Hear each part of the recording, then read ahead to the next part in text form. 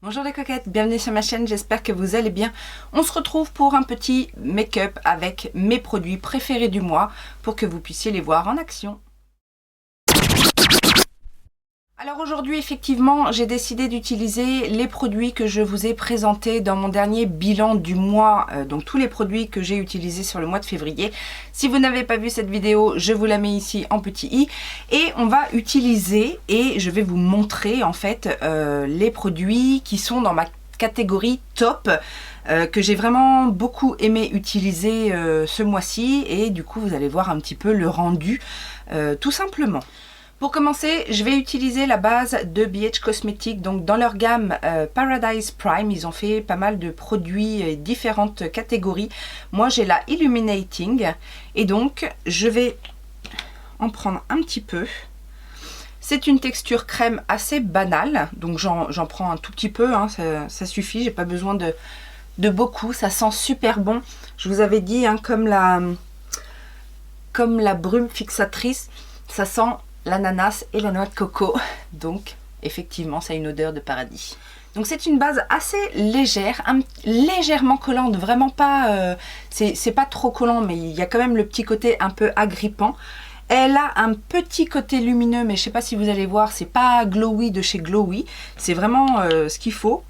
Et elle a le petit côté aussi hydratant qu'on aime bien, surtout quand on a une peau capricieuse comme la mienne, n'est-ce pas? Pour le fond de teint, pas de surprise puisque c'était le produit du mois, donc de chez L'Oréal, dans la gamme Age Perfect, le Bébé Cover. Donc je vous ai dit, moi je l'ai en teinte light beige, donc la teinte 02. Et je vais l'appliquer au Beauty Blender. Alors c'est une formule assez liquide en fait, assez fine. Alors je vous rappelle que sur cette bébé crème, il y a un SPF 50. Et franchement, je trouve que c'est quand même une prouesse parce que bien souvent, alors c'est vrai qu'il y a eu de belles évolutions ces derniers temps, mais en général, quand il y a un SPF 50, on a soit une texture assez épaisse, soit un rendu plutôt un peu gras, etc. Et là, on a une texture fine, ça se fond super bien à la peau, ça tient très bien. Alors, ça ne va pas remplacer une crème solaire, hein, mais si vous pouvez cumuler les couches, alors comme vous pouvez voir, ça unifie super bien. Ça n'a pas mis énormément de temps à se fondre à la peau. Alors, c'est pas de la haute couvrance, hein, mais en même temps, on est sur une bébé crème, donc on n'en demande pas autant. Moi, je trouve que ça laisse le teint très naturel. La couleur est parfaite, ça se fond super bien.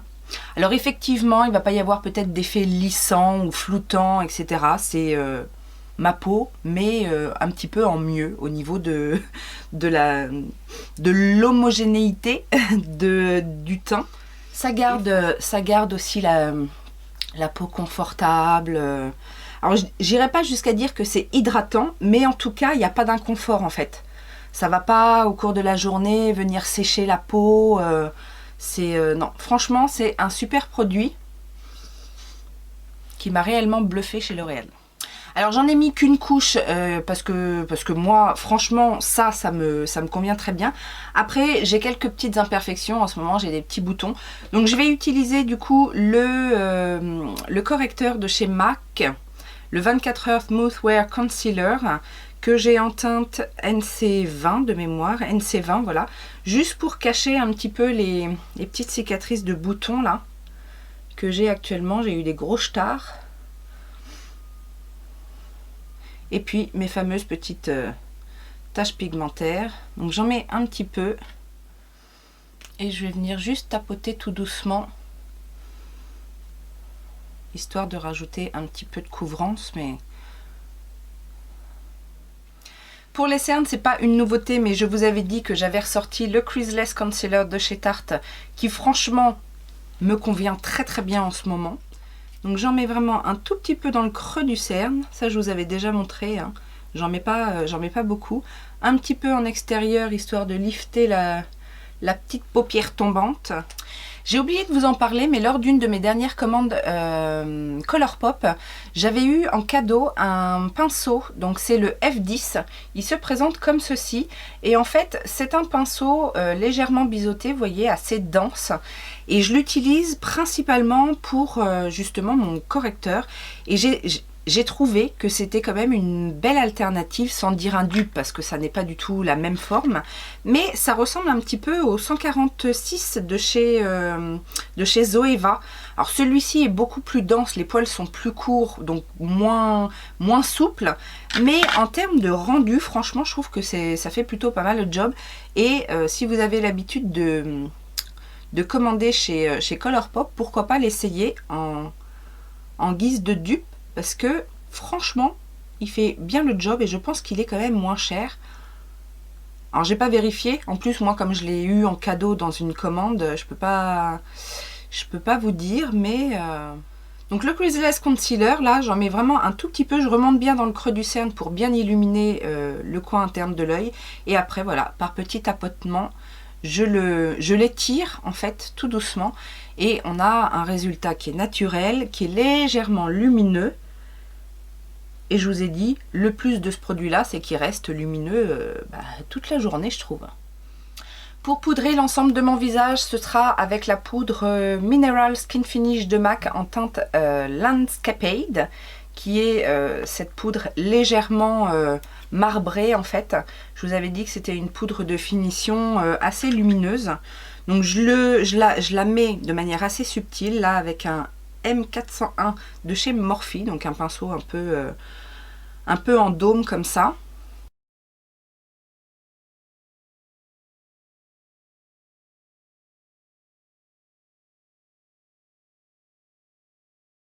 Pas de produit miracle pour les sourcils, je vais utiliser le Brow Boss Gel de chez Colourpop qui vit ses derniers instants, puisque là franchement j'arrive vraiment à la fin.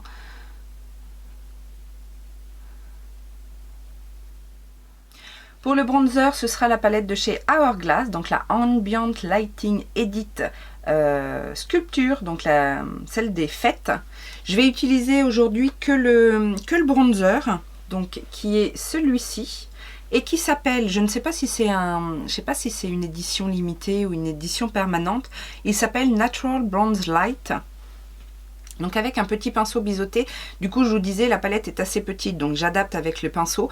Là j'ai pris un pinceau biseauté qui est plutôt orienté blush, mais là je vais l'utiliser pour le bronzer, de chez Beauty Bay.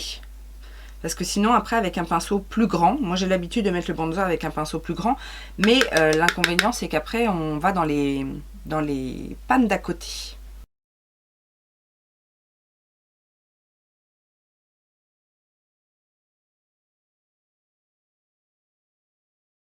Alors j'ai vérifié avec l'autre palette Hourglass que j'avais déjà, la Ambient Lighting Edit, donc volume 4, c'était celle des fêtes d'il y a 2 ans il me semble. Et au niveau des poudres, on a les deux poudres de finition en fait, celle-ci et celle-ci, la Dim Light et Diffused Light, qui sont communes, sinon les autres teintes sont différentes. Si jamais vous aviez la volume 4 et que vous vous posiez la question, il n'y a que les poudres de finition en fait qui sont les mêmes. J'en profite pour faire un petit contouring du nez. Mais c'est vrai que ces poudres là elles se fondent magnifiquement, hein. On peut pas se louper, c'est quand même pas mal pigmenté, hein. Et puis le rendu est super.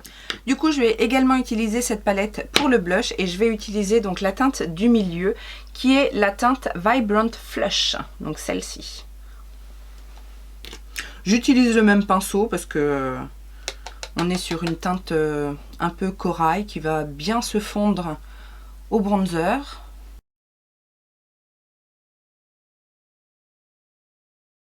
C'est une teinte qui donne vraiment bonne mine, et pour les beaux jours, elle est légèrement lumineuse, j'ai l'impression.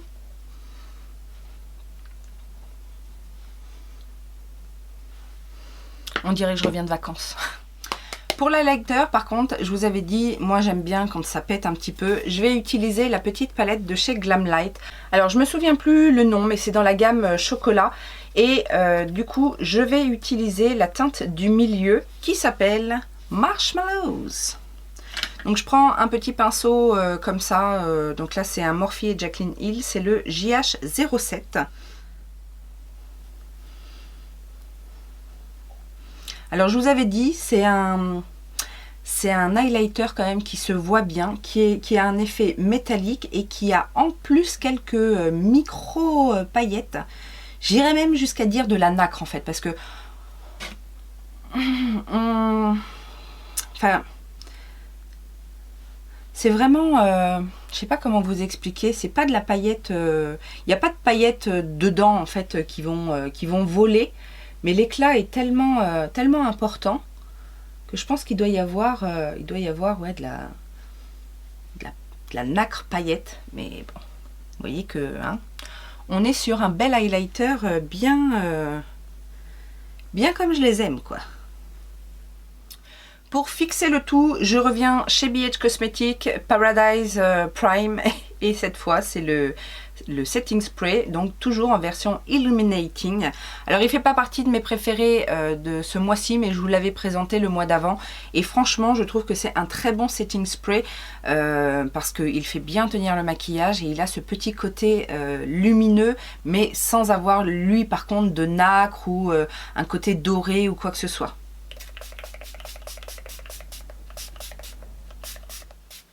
Vous savez maintenant que l'une de mes palettes préférées du mois, à mon grand étonnement, c'est la Chocolate Donut de chez Glamlight. Donc cette palette en forme de donut et surtout avec des teintes lumineuses à souhait. Alors c'est vrai que comme ça, ça paraît assez neutre. C'est pour ça d'ailleurs que je suis assez étonnée qu'elle soit dans mon top 3 en tout cas. Mais au niveau des lumineux, les couleurs sont tellement magnifiques que voilà, je pouvais pas la mettre ailleurs et c'est celle que je vais utiliser aujourd'hui. Et je ne sais pas trop quoi faire. Je ne sais pas si je vais faire quelque chose de très doré. Ou alors est-ce que j'utilise le white chocolate là qui est une teinte magnifique, ou même le chocolate glazed, la teinte du milieu qui est un lumineux mais tellement merveilleux. Je vous avoue que j'hésite. j'hésite. Je vais commencer par faire un creux de paupière avec la teinte Sweet Feeling qui est la teinte ici. Je vous ai rapproché un petit peu pour que vous puissiez voir de plus près ce qu'il se passe. Et surtout voir les fards en action. Alors, il n'en faut pas beaucoup, c'est assez pigmenté. Hein. Donc là, j'utilise c'est un BH Cosmetics le numéro 5 pour diffuser la couleur.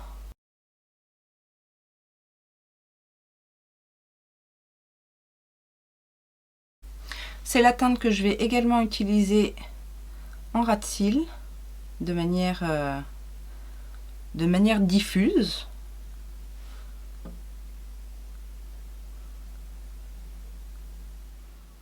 Avec un M505 de chez Morphe, vous savez, ces petits pinceaux estompeurs mais assez précis. J'ai dit 505, non c'est les M507. Je vais prendre la teinte éclair qui est ce joli brun chocolat et je vais venir travailler un petit peu plus précisément le creux et le coin externe.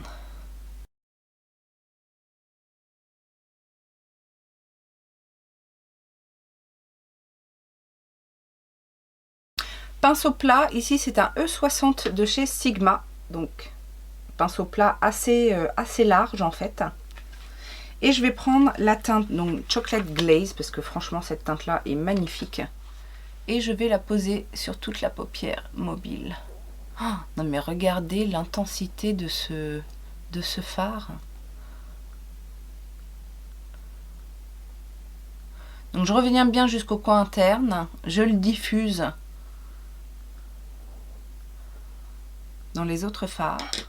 J'hésite pas à reprendre les autres pinceaux pour bien fondre les couleurs entre elles. Et avec un pinceau plat un peu plus petit cette fois-ci, je vais prendre la teinte Chocolate Sprinkles, qui est cette jolie teinte lumineuse, mais qui a des reflets, comme des petites paillettes bronze, rose. Et cette fois-ci, je vais la mettre un peu en coin externe, pour faire une petite transition. je reprends mon petit pinceau de tout à l'heure, la teinte est claire, je fais mon raccord en ras de cils inférieur, histoire d'ombrer un petit peu plus. Et avec un petit pinceau plat, là c'est encore un BH Pro, c'est le numéro 11. Je vais prendre la teinte White Chocolate parce que je peux pas m'en passer de cette teinte là. Elle est trop belle. Et je vais la mettre en coin interne, que je vais redescendre un petit peu au ras de cils inférieur. Alors le White Chocolate, c'est un doré très léger avec des reflets roses. C'est une très jolie teinte. J'en profite aussi pour passer le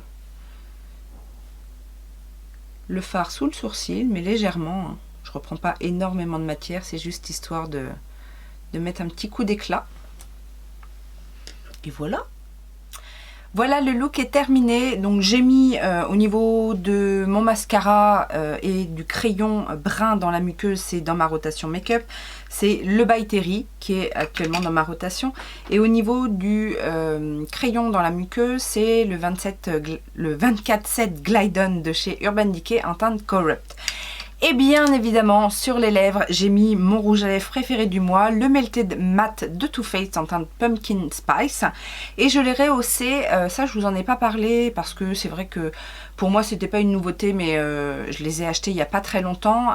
Vous savez, de chez Kiko, les contours des lèvres. Donc là c'était la collection Unexpected Paradise et c'est la teinte 07 qui se marie merveilleusement avec le rouge à lèvres Too Faced. Donc c'est parfait.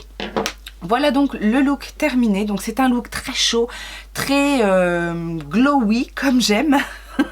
Mais je voulais vous montrer un petit peu mes produits préférés du mois et pourquoi ce sont mes produits préférés, puisque voilà, éclat, belle texture à travailler, facile à travailler. Pour information, j'ai quasiment pas eu de chute avec la palette de chez Glamlight. Vraiment, ces fards sont merveilleux. Les brins mat se travaillent très bien, ils sont bien pigmentés, ils sont pas trop poudreux. Les lumineux sont merveilleux, même les fards les plus foncés en fait, qui ont un côté métallique, ont aussi ce reflet qui accroche la lumière. Franchement, c'est une belle réussite cette palette et qui l'eût cru qu'une palette de tons chauds comme ça et de lumineux serait aussi chère à mon cœur. Voilà, j'espère que ça vous a plu. N'hésitez pas à me dire, vous, si vous connaissez les produits, s'ils vous tentent. Et puis, n'hésitez pas à me dire aussi quelle a été votre palette préférée du mois. Je vous laisse mettre les petits pouces en l'air, à vous abonner si ça n'est pas encore fait. Rejoignez la Coquette Family, puisque plus il y aura de coquettes dans ce monde, mieux il se portera. Et en attendant une prochaine vidéo, je vous fais plein de gros bisous. Ciao, ciao!